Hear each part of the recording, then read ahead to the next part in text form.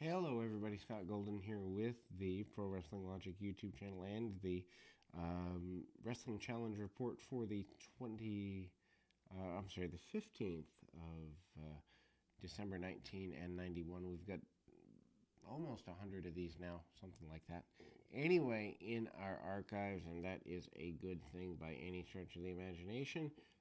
Also, nearly 2,200 audios in the archive, so to speak, in general. So, cool stuff there.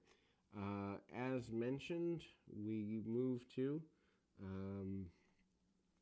the 15th of December 1991, so almost closing out the year. We've got two more of these to check out in that way, including a special report segment with comments from Hulk Hogan about his participation in the Royal Rumble, featuring footage of the Rockers playing the new Nintendo Game Boy game against each other. Interesting, including the announcement of Davey Boy Smith, the Berserker IRS Virgil, the Warlord Kerry Von Erich, Ric Flair, and Randy Savage would be part of the 30-man Royal Rumble match, and also featuring highlights of Savage and Roberts' match from Tuesday in Texas.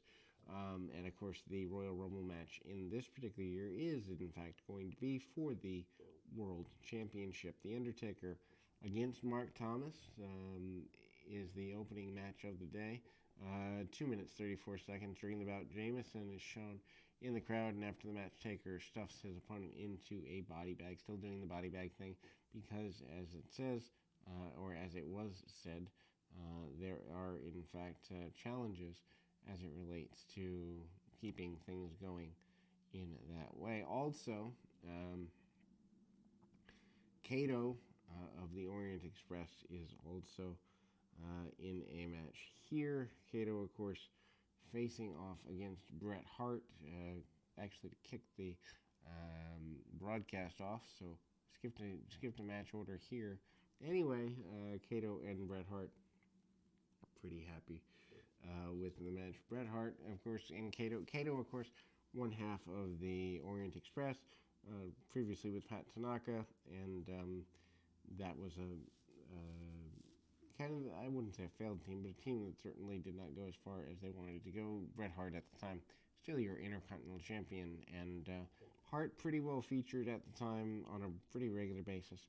Hart gets a few arm drags, headlocks, and basic maneuvers. Kato takes some martial arts shots at Hart in the middle, takes him down to the canvas, and Bret hits the backbreaker and the second rope elbow from the inside, then manages the Russian leg sweep, followed by the sharpshooter, and gets a submission, actually bending him in half. Hulk Hogan basically says he's going to be the winner of the Royal Rumble and reigner with the World Championship again soon, which obviously doesn't happen. Ric Flair winning at the Royal Rumble. This is the Mark Thomas versus Undertaker match. 234 in that scenario. Undertaker hits the flying clothesline, among other things, and hits the choke slam as well. Also hits the top rope walk and the tombstone, and the Undertaker stuffs his man in a body bag, sending a clear message that he is not the least bit worried about anyone, including but not limited to Hulk Hogan or anyone else who wants to challenge him. We go to the event center, which is just decked out with Christmas wreaths and other interesting things. IRS saying that the big boss man is a tax cheat, and he's going to take care of that come time in Boston on that particular night, or actually the next time they're in Boston in a couple of weeks. Anyway, the Legion of Doom are your tag team champions here, have been for a couple of months after SummerSlam. Hawk and Animal getting a, I wouldn't say rare, but less than average appearance here. Bob Westman and Nick Torrentino are your enhancement challengers for the tag team champions here. Hawk and Animal don't need a whole abundance of time. Hawk comes in with the fist drop and the chops, even a standing drop kick, and obviously the Doomsday Device lays out the enhancement talents, and that is pretty much all that needs to be known. Hawk and Animal look indestructible at the time, eventually losing to Money Incorporated. Speaking of Money Incorporated, IRS doing a singles match here in this particular edition of the program is kind of moving forward into feuds. And of course, the Big Boss Man is his, I don't know that it's a major feud, but it's pretty well up there anyway. IRS pinning Glenn Ruth, who later becomes the head shrinker, going forward that way. And Glenn, or not the head shrinker, but the head banger, one of the head bangers, head shrinker, not quite yet. Anyway, IRS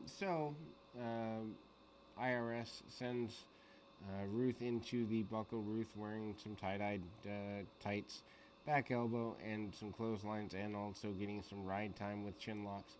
The write-off, which later becomes a running clothesline, is here, called by the same move as a Samoan drop. Samoan drop eventually given to Tonka, who comes in around the same time. So maybe they just moved away and renamed the finish. British Bulldog says he wants to win the Royal Rumble because he wants to be the champion, and the IRS says that being champion is an amazing thing. Kerry Von Erich talks about all the competition that's going to come as part of the Royal Rumble. Virgil says it's the biggest opportunity that he's ever had. Probably true. Ric Flair, though, declares he is going to be your next world champion. There are highlights, as mentioned, the Tuesday in Texas where Jake Roberts slaps Elizabeth.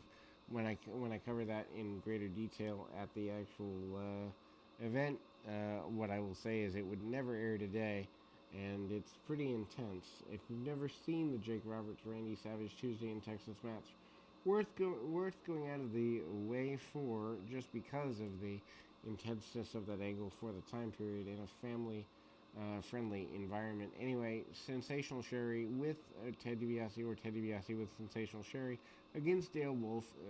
DiBiase hits a clothesline after hitting a vertical suplex. Also hits a power slam and the $1 Million Dream, giving him the victory.